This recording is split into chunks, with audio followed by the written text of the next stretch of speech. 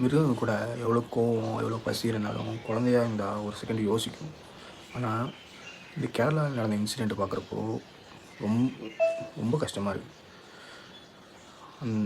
அவனுக்கு எந்த ரகத்தில் வைக்கிறதுனே தெரியல. மிருகம்னு சொல்லி மிருகத்தை அசிங்கப்படுத்த விரும்பலை நான். டெவில்னு கூட சொல்ல முடியல. ரொம்ப கொடுமையாக இருக்குது அவன் பண்ணுறது. அந்த 1.5 வயசு குழந்தைய அவ்வளோ உடம்புல காயம், அதுவும் டாக்டர்கிட்ட அவனே தூக்கிட்டு போய் அது சாப்பிட்றப்ப மயங்கி விழுந்துருச்சுன்னு போய் சொல்லியிருக்கான். செக் பண்ணி பார்த்ததெல்லாம் தெரியுது அவன் அந்த குழந்தை மண்டையில் பிளட் லாக் ஆகிருக்கு அப்படின்னு. அதுக்கப்புறம் தான் அவங்க கண்டுபிடிக்கிறாங்க. அப்பயுமே போலீஸ் வந்து அவனை சந்தேகத்தில் விசாரிக்க ஆரம்பிக்கிறப்போ தான் நிறையா விஷயம் உண்மை வெளியே வருது. இதில் ரொம்ப ஏற்றுக்க முடியாத விஷயம் என்னென்னா, அவங்க அம்மா, அந்த குழந்தையோட அம்மா எப்படி இவ்வளோ விஷயத்த பண்ணுறப்போ அமைதியாக இருந்தாங்க சுத்தமாக தெரியல. ஏன்னா அவ்வளோ காயமா 50-60க்கு மேலே காயம் இருக்குது அந்த குழந்தை உடம்புல அப்படின்னு.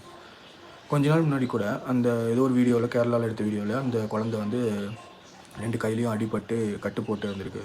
அவங்க அம்மா அவ்வளோ சிரிச்சிட்டு இருக்காங்க. அந்த குழந்தை அவ்வளோ சோகமாக யாராவது காப்பாற்றினா பரவாயில்லையன்ற ஒரு ஏக்கத்தில் தான் அந்த குழந்தை பார்த்துட்டு இருந்த மாதிரி இருந்தது அந்த வீடியோவில்.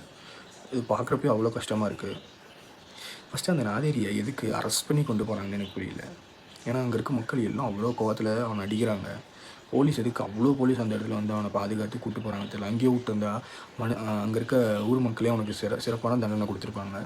இவங்க கூப்பிட்டு போய் அவனை என்ன கேஸில் அரெஸ்ட் பண்ணி 10 வருஷம் 20 வருஷம் இல்லை ஆயுள் தண்டனைன்னு சொல்லி உள்ளே வச்சு நல்லா சோறு போட்டு வளர்த்த போகிறாங்க. அவனை இவன்லாம் உயிரோடு இருந்து என்ன பண்ண போகிறான்?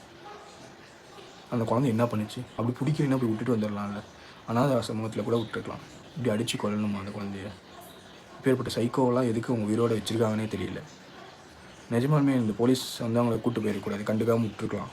எவ்வளோ என்கவுண்டர்லாம் பண்ணுறாங்கல்ல, அந்த மாதிரி இதுவும் தெரியாத மாதிரி விட்டுருந்தா மக்களே அவனை அடித்து கொண்டிருப்பாங்க. அது ஒரு நல்ல தண்டனையாக இருந்திருக்கும்.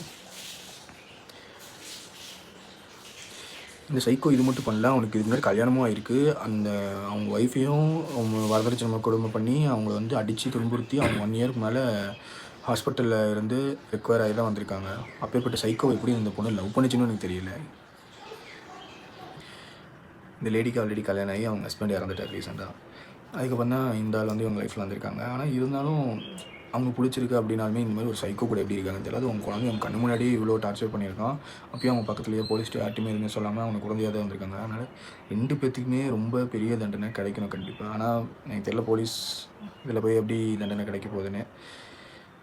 பார்ப்போம் என்ன தான் நடக்குதுன்னு. பட் இது ரொம்ப கொடுமையாக இருக்குது. இவனுக்குலாம் ரொம்ப சரியான தண்டனை கொடுத்தே ஆகணும்.